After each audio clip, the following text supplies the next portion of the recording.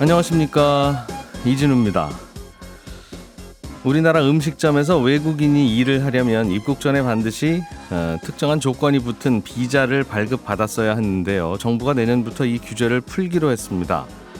그러면 앞으로 어떤 변화가 생기는 건지 오늘은 이 얘기를 먼저 좀 들어보겠고요. 중국 정부가 자국민들의 단체 관광을 허용하면서 우리나라로 들어오는 중국인 관광객 수가 크게 늘어날 거라는 기대가 있었는데 아직까지는 기대에 미치지 못하는 분석이 나왔습니다. 이유를 좀 들어보겠습니다. 머니마켓 펀드 MMF라는 단기 금융상품에 요즘 돈이 몰리고 있습니다. 이것도 배경을 좀 살펴보겠습니다. 11월 28일 화요일 손에 잡히는 경제 바로 시작합니다. 네, 오늘은 MBC 양혁월 기자 그리고 손에 잡히는 경제 박세훈 작가, 남국민 경제뉴스 큐레이터 이렇게 세 분과 함께 또 중요한 뉴스들 정리해 보겠습니다. 세 분 어서 오세요. 네, 안녕하세요.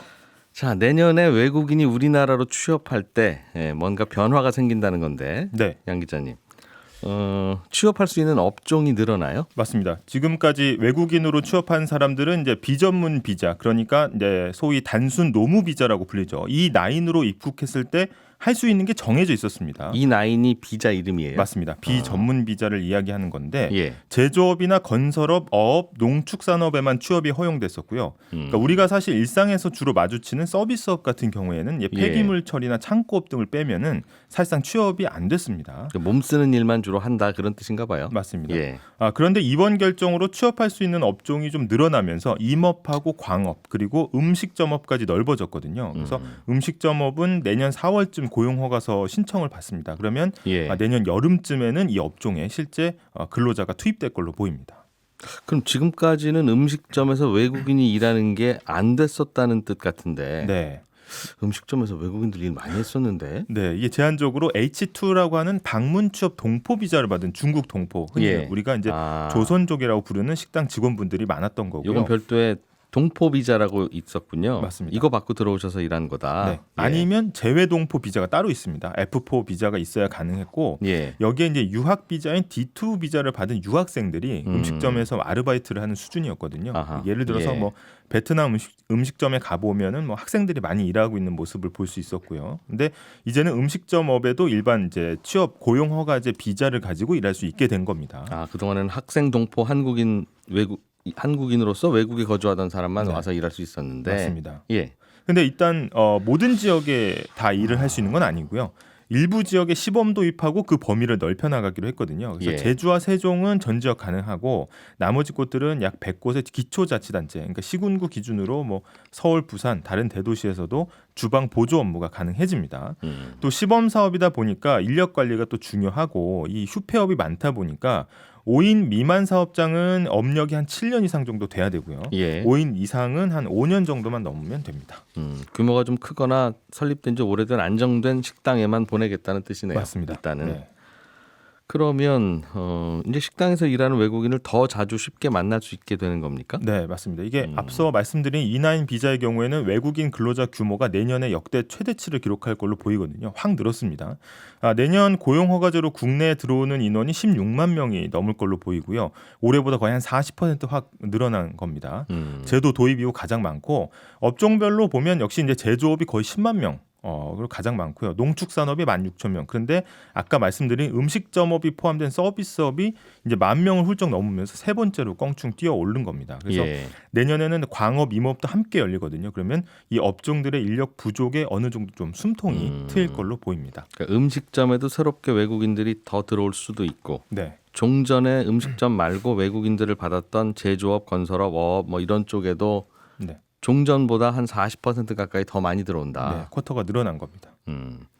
전반적으로는 일손이 부족하니까 어쩔 수 없다. 외국인들 더 받아서 같이 삽시다. 그 말인 것 같아요. 맞습니다. 이 제조업은 뭐 말할 것도 없고요. 이번에 열린 음식점업의 경우에는 E9 비자로 한식당 주방 보조로만 일할 수가 있거든요.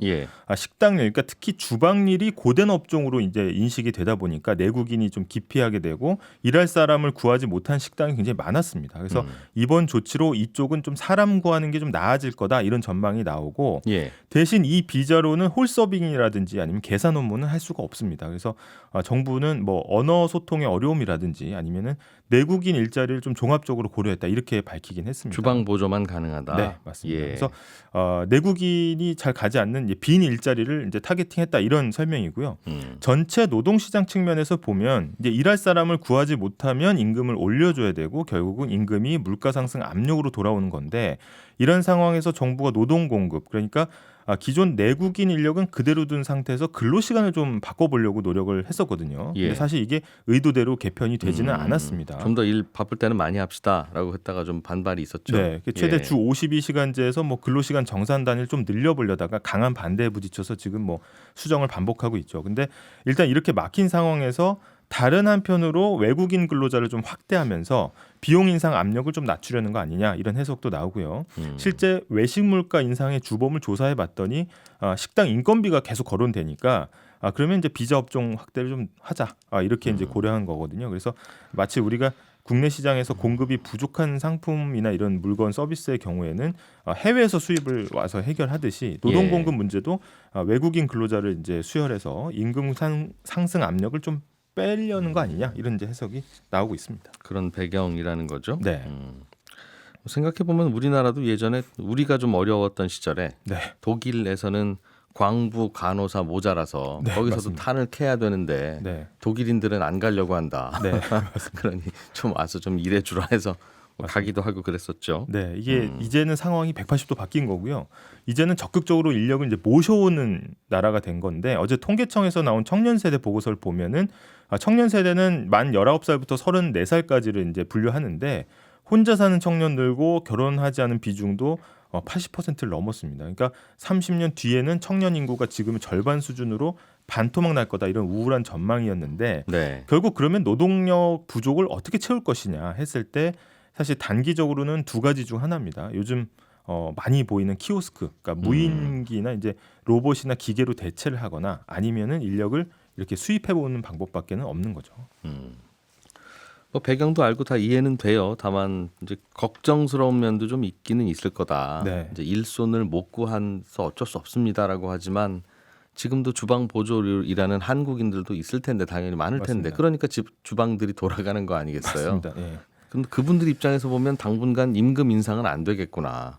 그렇죠. 공급이 늘어나니까. 네, 지금까지는 공급이 타이트하니까 조금 더 임금 좀 올려주세요 하면 올려줬는데 네. 이제는 주방 보조로 일하는 한국인들의 임금 인상은 쉽지 않겠다. 네, 맞습니다. 그게 이제 물가 상승을 막기 위해서 어쩔 수 없습니다라는 명분도 있겠으나 네. 그분들 입장에서는 그게 월급인데. 맞습니다. 그래서 노동계가 거세게 이제 반발하고 있거든요. 한국노총이 사실 이게 노동시장에 미치는 영향 분석이 제대로 안 됐다. 그리고 노동계와 논의 없이 추진된 졸속 정책이다 이렇게 비판했는데 일단 노동계가 우려하는 건 크게 두 가지인데 하나는 일자리 대체입니다. 아까 말씀하신 것처럼 이 청년층 취업난에 대한 정책적인 대안이 없는데 외국 인력만으로 손쉽게 이제 빈 일자리를 채우게 되면 결국은 나중에는 내국인을 뽑을 수 있는 일자리마저도 외국 인력으로 대체가 될 수 있다. 이런 이제 걱정이 나오는 거고 또 나머지는 이주 노동자 숫자가 가파르게 늘면 여기에 따른 안전장치, 그러니까 뭐 기숙사라든지 뭐 이런 지원 정책도 같이 따라줘야 되는데 예. 이게 부족하다. 그래서 사실은 외국 인력 들어오는 규모가 3년 새 한 3배로 늘어났거든요. 이분들 어디서 먹고 자고 할 거냐? 네, 맞습니다. 그래서 뭐 정부는 뭐 내국인이 기피하는 일자리 위주로 허용한 거다. 뭐 그다음에 이제 안전장치도 마련했다 이렇게 이야기는 하지만 사실은 제도적인 지원뿐 아니라 약간 이 정서적인 부분, 그리고 다문화 사회에 대한 적응 이런 것도 좀 함께 고려돼야 된다. 이런 지적이 아무래도 나옵니다. 우리와 문화가 좀 다른 분들이니까 네네. 부딪히는 면도 있을 거고. 네. 유럽은 그래서 그런 거 요즘 난리 아닙니까? 맞습니다. 이민 뭐 받았다가 그게 역사가 오래됐는데도 몇십 년 전만 해도 뭐 인류애로 가득 찬 나라인들인 것처럼 다 받아줄게 같이 살자 그러다가 네. 불편한 거죠 또 살다 보면. 참 고민입니다 이게. 그러니까 주방 보조 하시는 분들 입장에서는 일자리를 뺏기는 거니까 당연히 날카로워질 수밖에 없는데 네. 그런데 다만 또 그게 주방이 또 돌아가야 거기 식당이 유지가 되지 안 그러면 그 식당이 유지가 잘 안 돼서 결국 그 식당 문 닫으면 네. 주방장이고 식당 사장님이고 다시 또 다 일자리 찾으러 나오면 결국은 또 그분들이 주방 부끄럽잖아요. 보조하시는 분들이랑 또 경쟁하게 되잖아요. 맞습니다. 그래서 이게 참 뭐가 옳은 건지 고민은 계속 되는데 알겠습니다. 자, 박 작가님이 준비해 오신 소식 들어보죠. 요즘 MMF라는 금융상품에 돈이 몰리고 있다는 건데 그렇습니다. MMF는 그냥 하루만 맡겨둬도 이자가 꽤 쏠쏠하게 붙는 예. 그래서 어떻게 이자를 그렇게 많이 주나 봤더니 그 돈 받아다가 뭐 저 단기 금융 상품으로 돌려서 투자를 하죠. 예, 뭐 그거라는 거잖아요. 그렇습니다. 예. 근데 이게 시중의 자금들이 우리가 한 곳에 머물러 있는지 아니면 머물러 있지 않고 마치 유목민처럼 여기저기를 떠돌아다니는지 요걸 또 보여주는 수치 중에 하나가 MMF에 들어간 돈이 얼마나 되느냐라는 예. 거거든요. 조금 전에 말씀드렸듯이 여기에 돈을 넣어두면 어느 정도 이자도 주고 또 언제든지 필요할 때 뽑아 쓸 수도 있고 또 그러려고 돈을 담아두는 금융상품의 대표격이 MMF라서 그런 건데 수시 입출금인데 이자가 좀 높은 보통 괜찮아요. 예금보다는. 그렇습니다. 네. 근데 요즘 국내 MMF 시장을 보면 192조 원 정도가 들어가 있습니다. 예. 거의 작년 말에 150조 원 정도가 들어가 있었으니까 좀 늘었네요. 대략 1년간 한 30% 조금 안 되게 늘어서 또 사상 최대치입니다. 음. 근데 미국도 마찬가지로 미국 MMF에는 7,400조 원 넘게 들어가 있습니다. 예. 역시 사상 최대치입니다. 근데 물론 시중의 돈의 양이라는 건 매년 조금씩 늘기 때문에 사상 최대치라는 것 자체가 아주 이상한 일은 아니긴 합니다만 이런 MMF 같은 단기 부동 자금의 양은 늘 때도 있고 줄 때도 있고 하기 때문에 여기에 들어간 돈이 사상 최대치라는 건 시중 자금이 예전보다는 더욱 떠돌아다니는 성향을 보이고 있구나라는 걸 보여주는 신호이긴 합니다. 돈이 어디 진드감치 들어가 있지 않고 예. 정기예금 같은 데 들어가 있으면 이자가 좀 더 높을 텐데 왜 자꾸 밖에 나와서 언제든지 들락거릴 수 있는 MMF에 넣어놓고 있을까? 그렇습니다. 그리고 그 MMF에 들어가 있는 돈은 언제 어디로 튈지도 모른다라는 걸 보여주기도 하죠. 그렇겠죠. 그런 준비가 돼 있는 돈이라는 뜻도 되고. 그렇습니다. 왜 이 시장에 돈이 모이는 걸로 시장에서는 해석을 하고 있어요? 몇 가지로 추측을 해볼 수는 있는데 한국이나 미국이나 MMF에 들어간 돈의 60% 이상이 법인 자금이거든요. 예. 한국은 심지어 90%가 법인 자금입니다. 개인들은 여기 잘 안 넣는다는 뜻이네요. 그렇죠. 예. 그 말은 경기가 너무 안 좋고 내년에도 아주 안 좋을 거라고 예상을 한다면 기업들이 당분간은 그 어디에도 투자를 하면 안 되겠구나라고 생각을 하고 1년 혹은 뭐 길면 2년 만기 정기예금으로 돈을 넣어두겠지만 예. 지금 상황은 내년에도 막 안 좋을 것 같긴 한데 그렇다고 또 아주 안 좋을 것 같지는 않은 것 같다. 이렇게 생각을 하는 겁니다. 예. 그러니까 일단은 MMF에 돈을 좀 넣어두고 있다가 경기가 좀 풀리는 게 보이면 투자로 바로 전환을 하겠다라는 신호일 수도 있는 거고요. 예. 다른 이유로는 은행 예금 이자가 낮아지고 있다는 건데 그리고 시중 금리가 앞으로 더 내려갈 거라고 생각을 하면 굳이 MMF에서 돈을 빼서 정기 예금에 묻어두고 돈을 묶어두려고 하지 않죠. 그래서 그냥 MMF에 일단 넣어두려는 수요가 과거보다 더 많아진 걸 수도 있습니다. 아마도 은행 이자나 이런 게 조금 좀 더 높아질 수도 있겠다는 추측을 하는 것 같아요. 내년 상반기에 특히 회사채 만기나 이런 게 좀 많이 돌아올 예정이라서 그때 좀 높은 이자 있는 곳에 묶어둬야 되겠다. 예. 지금은 잠깐 빼둬야 되겠다 하는 수요가 있는 것 같지도 않고 네. 그런 것 같기도 하고. 예. 채권 판매량이 크게 늘어나고 있다는 소식도 있네요. 최근에 회사채, 뭐 여전채, 그리고 지방채, 공사채 이런 채권들이 발행만 했다면 완판 행진 중이거든요. 이자가 좋은가 보죠. 일단은 이 말은 시장에서 이제 금리 상승이 거의 끝나간다고 판단한다는 의미입니다. 왜냐하면 투자자들은 채권을 살 때 매우 신중하게 접근을 하잖아요. 예. 이달에 연 4% 주는 채권 샀는데 다음 달에 연 5% 주는 채권 나오면 손해 보니까. 근데 반대로 지금 이 정도 주는 금리도 앞으로는 없을 거라고 판단을 하면 채권을 사들이는 건데 예. 마치 주가 하락이 끝났다고 판단할 때 주식 사들이는 거랑 비슷한 심리입니다. 게다가 11월, 12월은 회계장부를 마감하는 시즌이라서 이럴 때 채권 시장에는 유동성이 좀 줄어들거든요. 그러니까 투자를 늘리지 않는 게 연말 시즌인데 근데 올해는 막바지 채권 매수세가 몰리고 있는 걸 볼 때 채권 시장에서는 더 이상 금리 인상은 없다. 이렇게 판단을 하는 것 같습니다. 이건 또 우리나라뿐만 아니라 미국에서도 비슷하게 보이는 현상이기도 하고요. 예. 그리고 금리 인상이 끝났다고 판단을 하는 건 채권 시장뿐만 아니라 금 시장도 마찬가지인데 금, 골드. 골드 예. 얘기입니다. 예. 어제 한때 12월 인도분 국제 금 선물 가격이 온스당 2,018달러를 찍었어요. 6개월 내 최고치를 기록했는데 물론 금값이 왜 오르냐라고 하면 그건 그냥 사람들이 금값이 오를 거라고 생각을 하기 때문에 오르는 거라서 특별한 이유를 대기는 어렵습니다만 왜 사람들이 금값이 오를 거라고 생각하냐 이거죠. 그렇습니다. 그 이유는 이렇습니다. 최근에 중동 정세도 그렇고 전반적으로 불안한데 앞으로 미국이 기준금리를 내릴 것 같고 그러면 달러의 가치가 지금보다 내릴 거기 때문에 달러 대신에 금에 투자를 하는 수요가 늘 거라고 본다. 이렇게 해석을 합니다. 지금 기준금리는 안 내렸는데 네, 그래서 미국 기준금리는 벌써 5가 넘잖아요. 그렇습니다. 그런데 이제 앞으로 좀 금리는 내릴 거라고 생각해서 시중금리는 내려가니까 그렇습니다. 그렇게 보고 있는 거죠. 네, 그러니까 이제 투자자들이 보기에는 그냥 기준금리만 받고 돈 맡겨놔도 참 괜찮겠네 네. 하는 생각을 하니 그게 이제 MMF잖아요. 그렇죠. 거의. 그러다 보니 장기로 묶어놓나 단기로 놓나 그게 크지 않으니까 차이가 그런 현상이 나타난 것 같기도 하고. 그렇습니다. 자, 남국민 큐레이터가 준비해 오신 소식은 우리나라에 중국인 관광객이 좀 올 것 같은데 잘 안 온다. 이제 그런 소식이죠. 맞습니다. 한국으로 오는 중국인 관광객이 코로나 이전보다도 아직 한참 적은데요. 월 한 14만 명 수준이고 예. 코로나 직전에 2019년에 연간으로 444만 명이 왔거든요. 예. 그런데 지금은 한 130만 명 수준이어서 그러니까 이전에 한 30% 수준에 불과하다. 이렇게 집계가 됐습니다. 요즘 중국 관광객 들어오는 게 네. 이렇게 줄어든 걸 심각하게 보는 이유가요. 올해는 포스트 코로나로 접어든 해에다가 지난 8월에 중국 정부가 한국으로 가는 단체 여행에 대한 제한을 해제했거든요. 네. 이런 두 가지 호재가 겹쳤는데도 너무 숫자가 적게 나왔다는 거예요. 그러니까 중국 정부가 2017년부터 우리나라가 사드 배치한 이후에 이제 우리나라에 대한 단체 여행을 허가하지 않았는데 예. 이거를 올해 6년 만에 해제한 거예요. 그러다 보니까 관광업계는 이제 드디어 이제 기회가 왔다 이렇게 생각을 했는데 성적표를 받아봤더니 굉장히 실망스러운 수치가 나온 겁니다. 지금은 그러니까 뭐 실질적이든 뭐든 어떤 이유든 중국에서 한국으로 놀러 오려고 하는 관광객들을 막고 있는 형식적 절차든 실질적 절차든 그런 게 하나도 없다. 그렇습니다. 옛날이랑 똑같은데 그렇죠. 왜 3분의 1만 오냐? 그렇습니다. 일단은 중국 관광객들만 우리나라 안 오는 거예요? 아니면 다른 나라 관광객들도 우리나라 잘 안 오는 거예요? 다른 나라 관광객도 한국에 잘 안 오면 이건 한국에 뭔가 문제가 있는 그렇죠. 거고. 예. 그런데 지금 비교해 보면 중국만 유독 안 오고 있는데요. 네. 다른 나라랑 비교해 보니까 올 3분기까지 중국인 관광객이 한 30% 수준이 왔다고 했잖아요. 네. 그런데 일본은 한 60%까지 회복을 했고 동남아와 중동은 한 70, 80%. 그리고 특히 미국에서 오는 관광객들은 거의 100%가 다 돌아왔습니다. 한국으로. 그렇습니다. 예, 그러니까 중국인 관광객 회복이 유독 저조하다 이렇게 볼 수가 있는데요. 이렇게 나라별로 이제 분위기가 다르다 보니까 방문 외국인 비율에서도 원래 중국이 부동의 1위, 점유율이 50%가 넘었는데 예. 2위로 밀려났고요.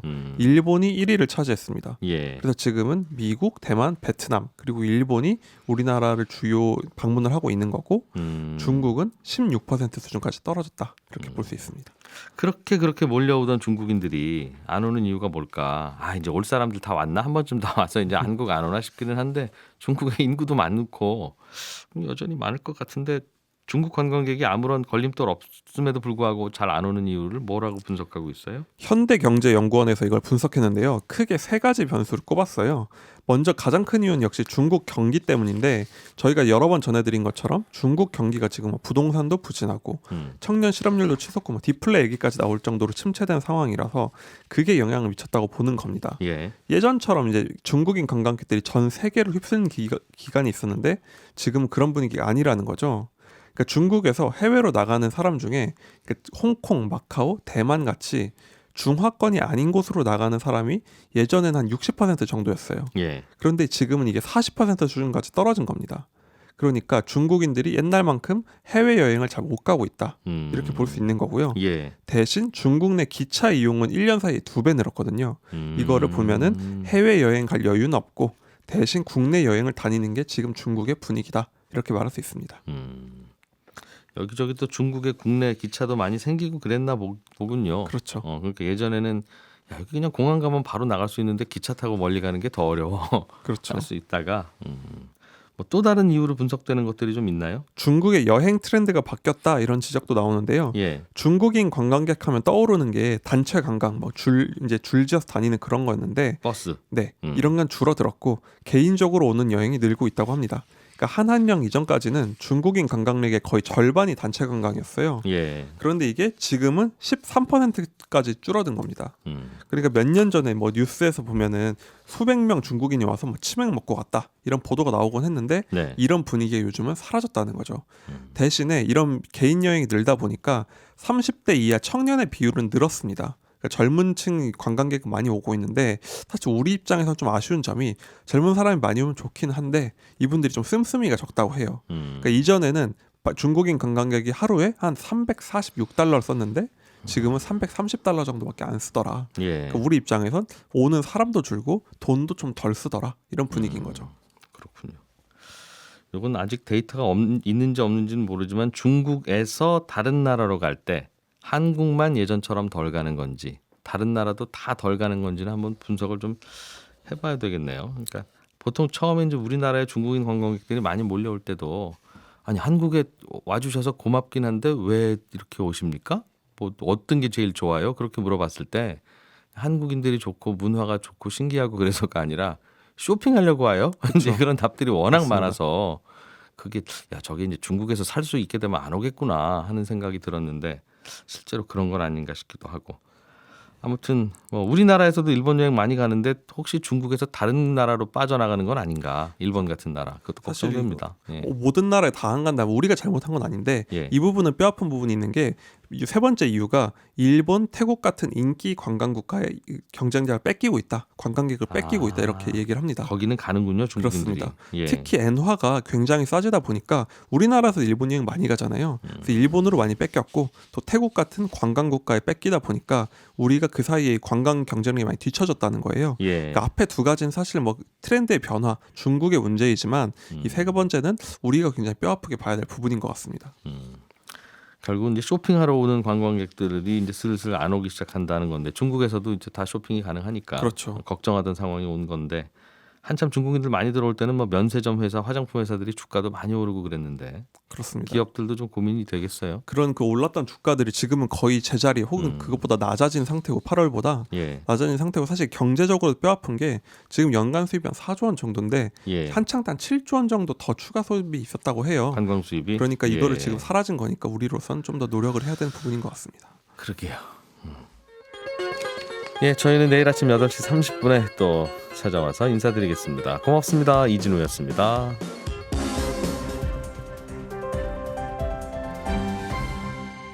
경제를 생각하는 사람들의 즐거운 습관.